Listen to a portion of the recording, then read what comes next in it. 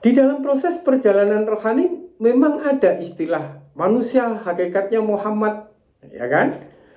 Tetapi sesungguhnya hakikat Muhammad itu bukan hakikat Muhammad yang terpisah dengan Sayyidina Muhammad Rasulullah, bukan.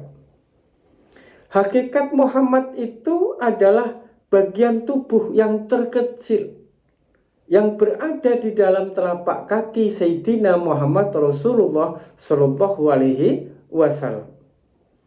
Apabila kita sudah paham akan kedudukan kita di dalam tubuh Sayyidina Muhammad Rasulullah, hanya sekedar bagian yang kecil bahkan tidak nampak di dalam kaki Sayyidina Muhammad Rasulullah, apalagi di hadapan Allah Subhanahu wa Ta'ala, semakin tidak nampak.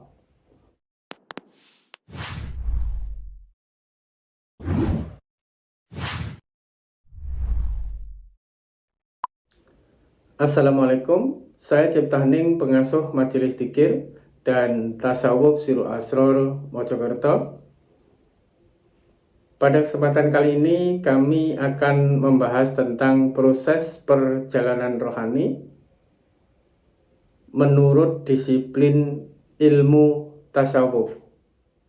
Sebelum kami membahas tentang proses perjalanan rohani, terlebih dahulu kita harus tahu apa itu ilmu tasawuf.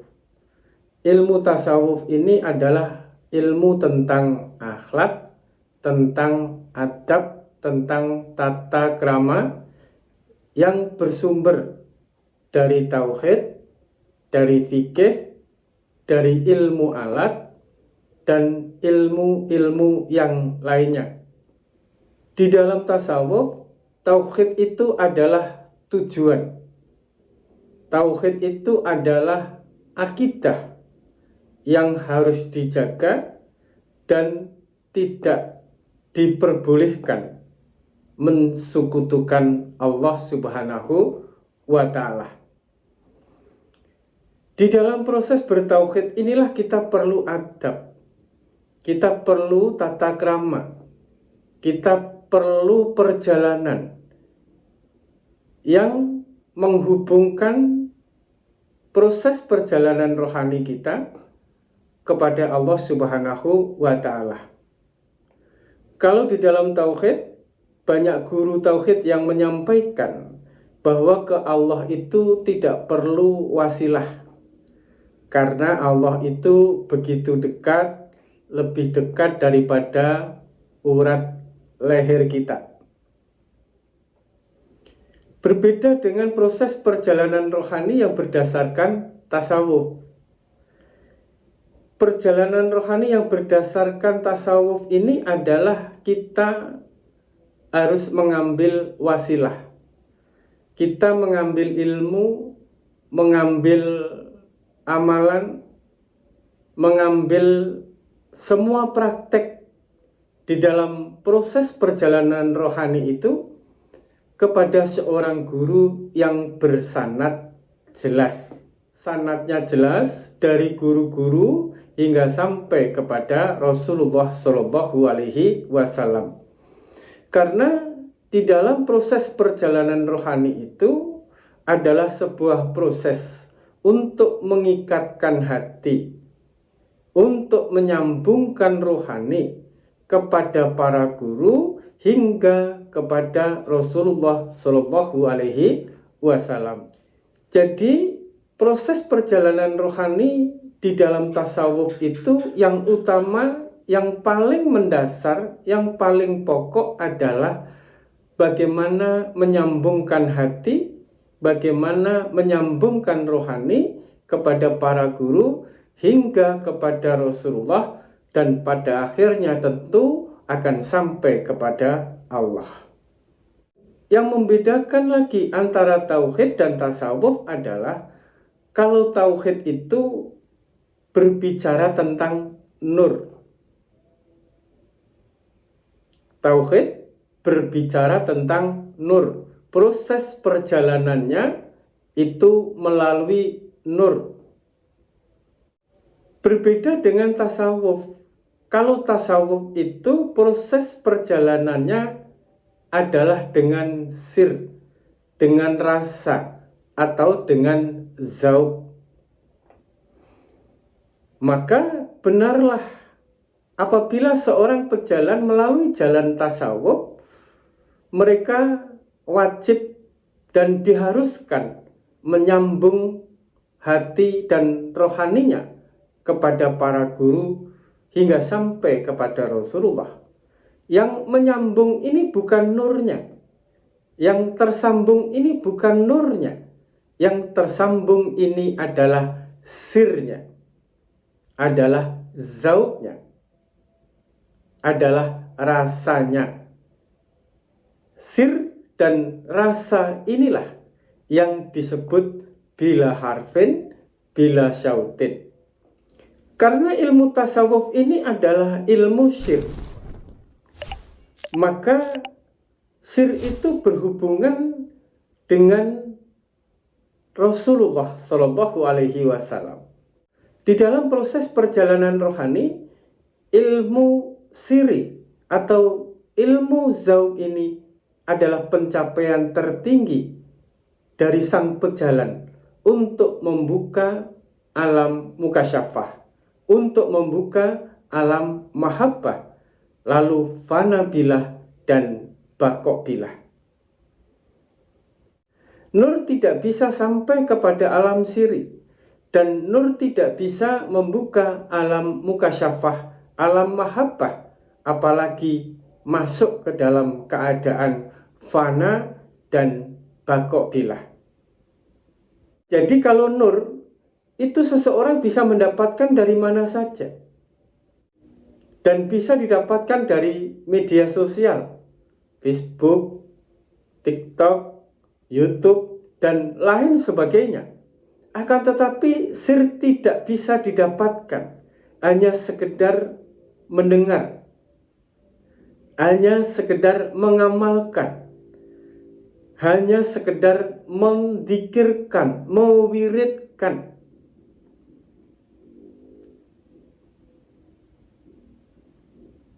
Sir hanya bisa didapatkan apabila kita bertawajuh, bertemu dengan seorang guru tasawuf atau mursyid tasawuf yang bisa menyambungkan hati dan rasa kepada Rasulullah Shallallahu Alaihi Wasallam dan para guru-guru yang terdahulu. Kenapa sir itu hanya berhubungan dengan Rasulullah? Dan hanya beliau-beliau yang terhubung dengan Rasulullah yang mengetahui, yang mendapatkan, yang merasakan tentang sir itu. Karena sir itu berkenaan dengan ruh Sayyidina Muhammad Rasulullah Shallallahu Alaihi Wasallam, yang mana ruh Sayyidina Muhammad Rasulullah Shallallahu Alaihi Wasallam itu terjadi dan diciptakan oleh Allah dari nurun latifatur robbaniyah yang bersifat siri. Dengan sir itulah maka proses perjalanan rohani seseorang akan bisa selamat dan sampai ke hadirat Allah Subhanahu wa Ta'ala. Karena tasawuf adalah tentang adab, tentang akhlak, tentang tata krama. Maka di dalam proses perjalanan rohani seseorang itu, mereka harus paham, mereka harus tahu posisi, kedudukan di hadapan Rasulullah Shallallahu Alaihi Wasallam. Memang segala sesuatu ini terjadi dan ada itu karena Allah. Memang segala sesuatu ini adalah bayang-bayang atau cerminan daripada Allah. Memang segala sesuatu ini adalah kenyataan daripada Allah. Memang segala sesuatu ini adalah keberadaan daripada Allah. Akan tetapi di dalam diri kita, keberadaan kita. Kita harus tahu tempatnya, duduknya di mana, sehingga kita benar-benar disebut sebagai makhluk yang paripurna, yang sempurna, atau disebut insan kamil, yaitu makhluk yang lebih mulia dari makhluk yang lainnya. Alam semesta ini berzikir kepada Allah.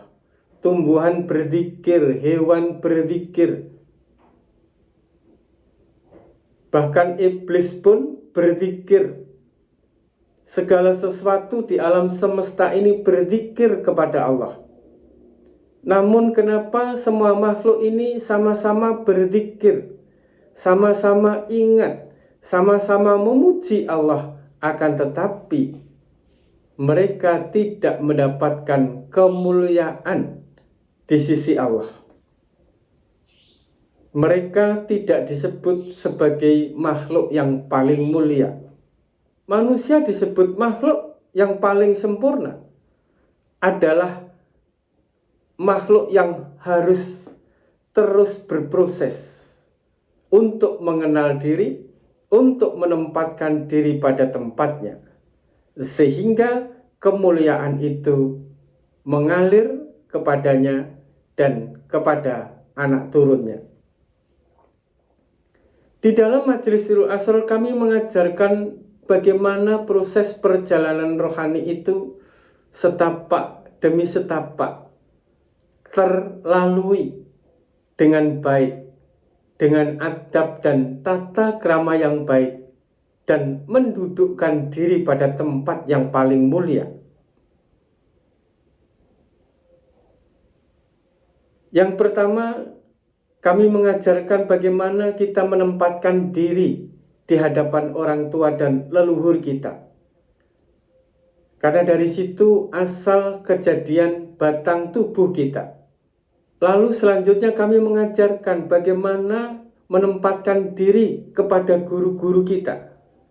Karena dari situ kita paham, dari situ kita mengerti, dari situ kita tahu tata cara, tata krama, dan lain sebagainya.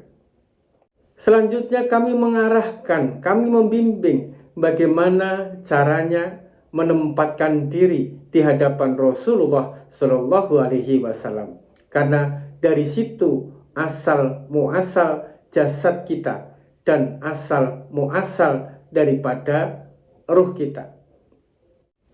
Di dalam kitab pengenalan diri, maka kita harus paham bahwa segala sesuatu ini diciptakan oleh Allah dari Nur Muhammad. Nur Muhammad itu adalah Nur Sayyidina Muhammad Rasulullah Sallallahu Alaihi Wasallam.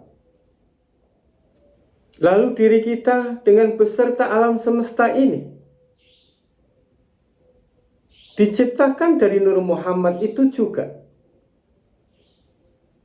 Berarti kita adalah Nur Muhammad itu sendiri. Akan tetapi pengakuan kita tentang bahwa kita adalah Nur Muhammad itu bukan pengakuan yang bersifat utuh. Akan tetapi sebuah pengakuan atau sebuah kesadaran bahwa diri kita adalah bagian yang terkecil dari Nur Muhammad itu sendiri. Lalu Allah menciptakan jasad daripada Sayyidina Muhammad Rasulullah ini dari Nur Muhammad.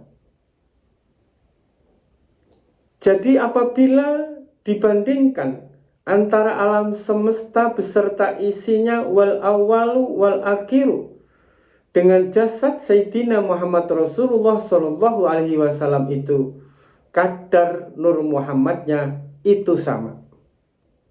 Apabila Nur Muhammad itu untuk menciptakan alam semesta wal awalu wal akhiru itu cukup dengan segala isinya, dengan segala makhluknya, itu cukup.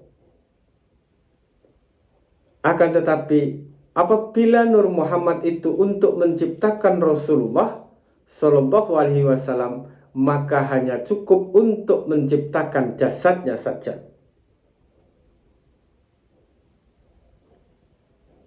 Umpama ditimbang, maka alam semesta, wal awalu wal akhiru beserta isinya termasuk diri kita, dengan jasad Sayyidina Muhammad Rasulullah itu hakikatnya sama.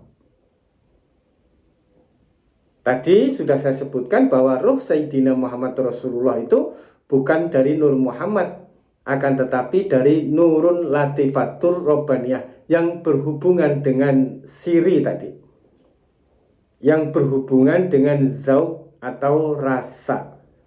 Jadi bukan nur,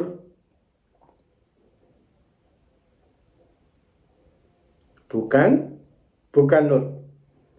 Kalau proses perjalanan rohani seseorang hanya sampai kepada nur, ya masih muter-muter, masih terhijab, masih kebingungan. Karena hanya sirlah yang menjadikan kendaraan untuk melanjutkan proses perjalanan rohani dari nur menuju sir hingga sampai kepada Allah Subhanahu wa Ta'ala. Setelah kita tahu bahwa alam semesta beserta isinya termasuk diri kita itu hakikatnya adalah tubuh daripada Sayyidina Muhammad Rasulullah, berarti diri kita dan diri semua makhluk itu adalah bagian yang terkecil. Bahkan karena begitu kecilnya tidak nampak di dalam tubuh Sayyidina Muhammad Rasulullah Shallallahu Alaihi Wasallam. Tidak nampak, akan tetapi termasuk bagian yang terkecil daripada Sayyidina Muhammad Rasulullah Shallallahu Alaihi Wasallam. Di dalam proses perjalanan rohani memang ada istilah manusia hakikatnya Muhammad, ya kan? Tetapi sesungguhnya hakikat Muhammad itu bukan hakikat Muhammad yang terpisah dengan Sayyidina Muhammad Rasulullah, bukan. Hakikat Muhammad itu adalah bagian tubuh yang terkecil yang berada di dalam telapak kaki Sayyidina Muhammad Rasulullah Shallallahu Alaihi Wasallam. Apabila kita sudah paham akan kedudukan kita di dalam tubuh Sayyidina Muhammad Rasulullah, hanya sekedar bagian yang kecil bahkan tidak nampak di dalam kaki Sayyidina Muhammad Rasulullah, apalagi di hadapan Allah Subhanahu wa Ta'ala, semakin tidak nampak.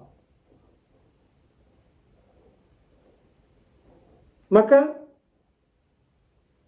guru kami Sayyidi Syekh Kiai Haji Muhammad Zaini bin Abdul Ghani, guru sekumpul Martapura, sering menyampaikan mesrakan diri dengan Nur Muhammad. Mesrakan diri dengan Nur Muhammad, maka renungi, resapi, sampai benar-benar merasakan, dan jangan sampai terlepas bahwa dirimu, diri kita semua ini adalah bagian yang terkecil di dalam tubuh Sayyidina Muhammad Rasulullah Shallallahu Alaihi Wasallam, tepatnya di telapak kaki beliau. Jadi hakikat Muhammad itu harus bersifat ahad, yaitu ahad dengan hakikat Muhammad Sayyidina Muhammad Rasulullah Shallallahu Alaihi Wasallam. Kalau kita menyatakan diri kita adalah Muhammad, lalu kita meyakini bahwa kita terpisah atau memisahkan diri dengan Rasulullah, maka pengakuan kita tentang Muhammad yang ada di dalam diri kita tidak akan pernah mengalir sir daripada Sayyidina Muhammad Rasulullah di dalam diri kita, sehingga diri kita tidak akan pernah mengalami proses perjalanan rohani. Kita tidak akan terbuka basiratus syirinya, tidak akan terbuka basiratul kolbinya, tidak akan terbuka mukasyafah, mahabbah, fanabilah, dan bakobilah. Karena para kekasih daripada Allah itu adalah beliau-beliau yang memang tahu tempatnya di dalam tubuh Sayyidina Muhammad Rasulullah. Sehingga apa yang Allah berikan kepada Sayyidina Muhammad Rasulullah itu mengalir juga ke dalam diri beliau semua, baik yang zahir maupun yang batin dari Sayyidina Muhammad Rasulullah Sallallahu Alaihi Wasallam. Jadi salah satu tanda apabila seseorang itu hatinya sudah dipenuhi dengan sir, bukan hanya sekedar nur saja, adalah beliau-beliau yang memperbanyak sholawat. Maka diperlukan seorang guru yang bisa membaiat, mentalkin, menyambungkan hati, menyambungkan rohani kepada para guru, para mursyid, hingga sampai kepada Rasulullah, sehingga sir itu tersambung. Kalau sir tersambung, maka secara otomatis rohaninya akan tumbuh, berkembang, sebagaimana para aulia, para nabi, para wali, rohaninya itu berkembang, dan dia terikat secara zahir dan batin dengan Sayyidina Muhammad Rasulullah Sallallahu Alaihi Wasallam. Apabila sudah terikat dengan Rasulullah, pasti akan terikat dengan Allah Subhanahu wa Ta'ala. Cukup sekian, kita jadikan bahan perenungan. Semoga manfaat. Wassalamualaikum warahmatullahi wabarakatuh.